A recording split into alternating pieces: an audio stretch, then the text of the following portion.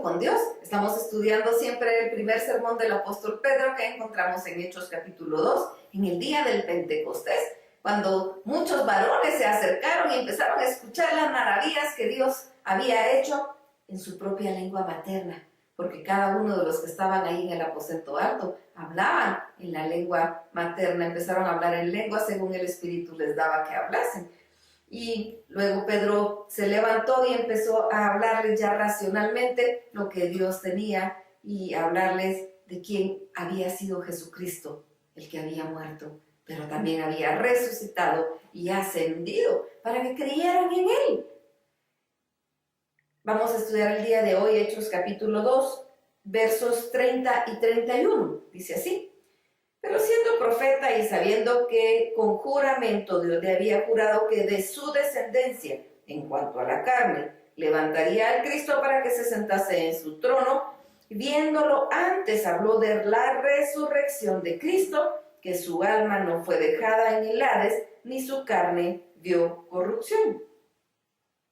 Sigue hablando aquí del profeta David y de las palabras que leímos del profeta y estudiamos del profeta David, del gran rey David, en los versos del 25 al 28, que dice que su santo no vería corrupción. Y entonces él dice, pero siendo profeta y sabiendo que con juramento Dios le había jurado que de su descendencia en cuanto a la carne levantaría al Cristo para que se sentase en su trono, David sabía perfectamente lo que estaba hablando. Y él sabía que Dios le había dicho que de su descendencia en la carne iba a venir el Mesías.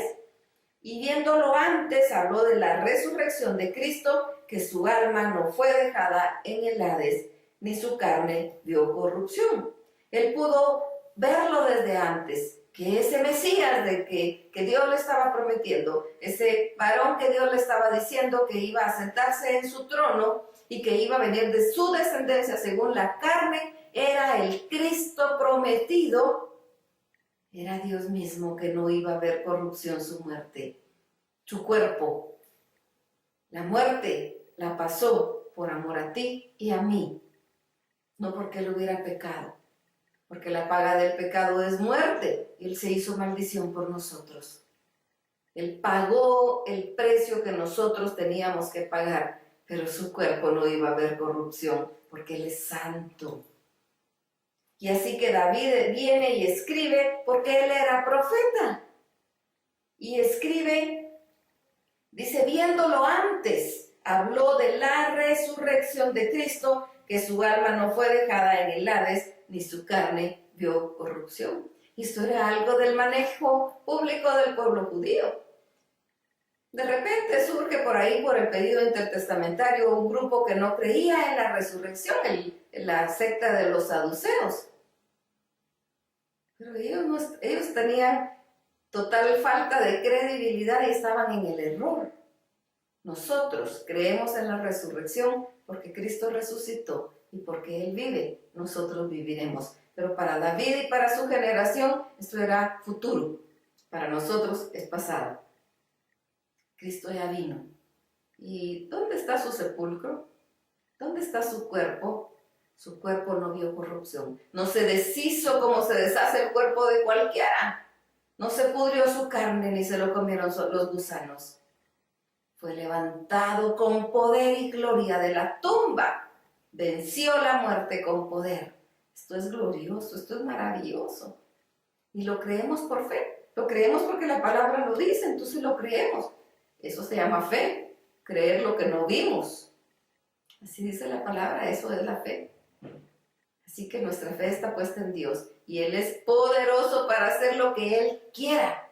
Y eso quiso, le plació hacerlo y lo hizo. Alabemos y glorifiquemos su santo nombre. Así que vamos y platiquemos con Dios y vamos a rendirle culto, a alabarlo con todo nuestro ser, a alabarlo con todo nuestro corazón. Por supuesto, primero tenemos que pedir perdón por nuestros pecados para que nuestra oración llegue al trono de su gracia. Pidámosle perdón. Confesemos nuestros pecados. La palabra dice que si confesamos nuestros pecados, Él es fiel y justo para perdonar nuestros pecados y limpiarnos de toda maldad. Y luego Alabémoslo, alabémoslo, adorémoslo, bendigámoslo, contémosle todo lo que hay en nuestro corazón y si tenemos alguna necesidad también podemos contársela. Para Él no hay nada imposible. Y Él nos levantará. Él nos levantará así como levantó a Cristo mismo. Démosle la honra, démosle la gloria y hagamos todo lo que Él nos pida, porque para Él vivimos y por Él vivimos. Démosle todo lo que esté de parte de nosotros y amémoslo con todo nuestro ser, en toda nuestra manera de vivir, seamos santos, porque Él es santo. Vamos y démosle gracias a Dios y pasemos un precioso momento con Dios. Que el Señor los bendiga.